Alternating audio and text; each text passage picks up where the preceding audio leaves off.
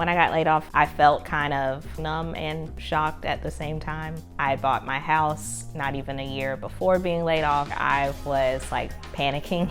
I was very, very scared. Now that I'm like 10 months into this journey, I feel like this year my brain has been like rewired around how I see money. Every month I've still been able to pay all of my bills. I've never had a late payment on anything. I'm just like really surprised by how I've been able to be resourceful this year. My name is Symone Austin. I'm 33 years old. I live in North Carolina. And even after being laid off in January, I've been able to cover my mortgage every month without a full-time job.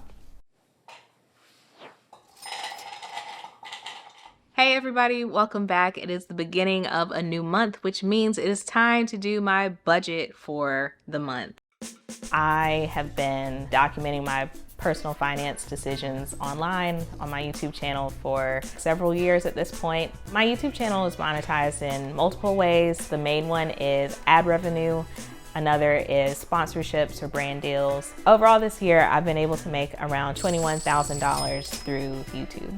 On average, I've been able to get like around $2,000 a month. Before I was laid off, I was working as a UX content designer and my annual salary was $131,000 a year.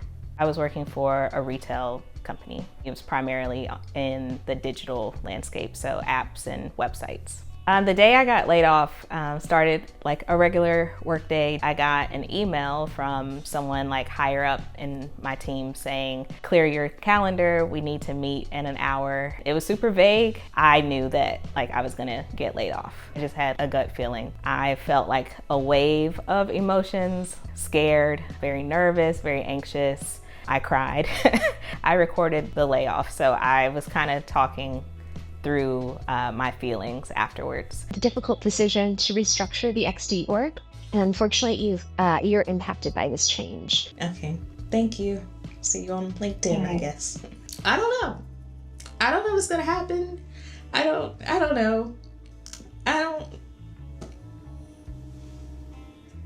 I think like within a week it had like 500,000 views, which had never happened before on my channel. After that video went viral, I realized the type of money that I could make with content creation. It's definitely helped this whole year to be able to pay my bills.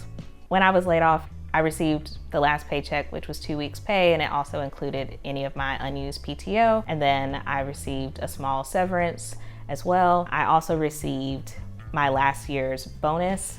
They paid that out in the spring. I think I applied for unemployment benefits like the week after I got laid off. I got unemployment for 12 weeks and it was $600 per week.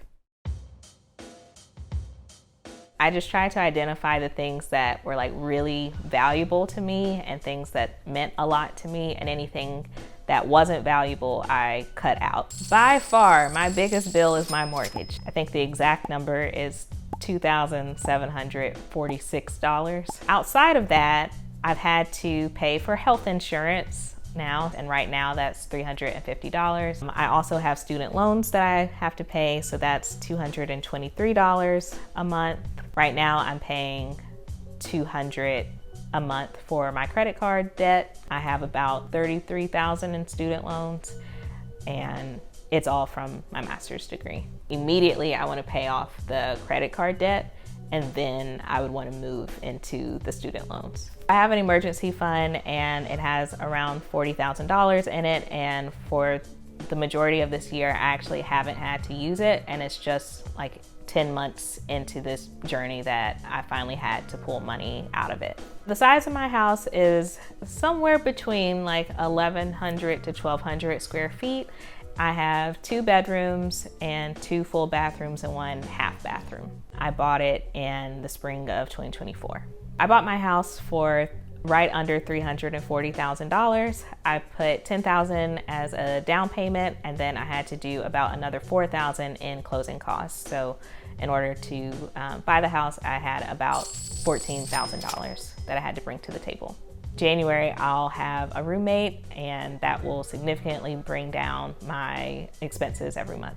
How much I make on YouTube kind of changes every month, so it goes up and down. The highest I've made on YouTube was around $5,900, and then the lowest I've made on YouTube this year has been around $900. Outside of content creation and the money that I make through YouTube, I've also been working as a virtual assistant. I work for a Pilates studio and I'm their administrative assistant, and so I make around $300 per month working for them.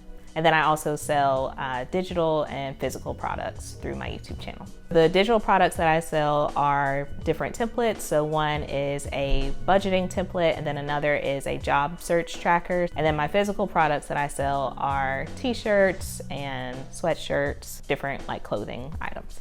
As far as my expenses go, I feel like I've cut out close to $1,000 in expenses. I changed the way that I shop.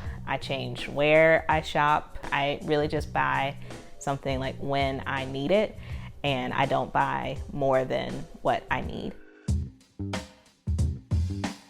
I first started my YouTube channel in July of 2015. It was right after I graduated college.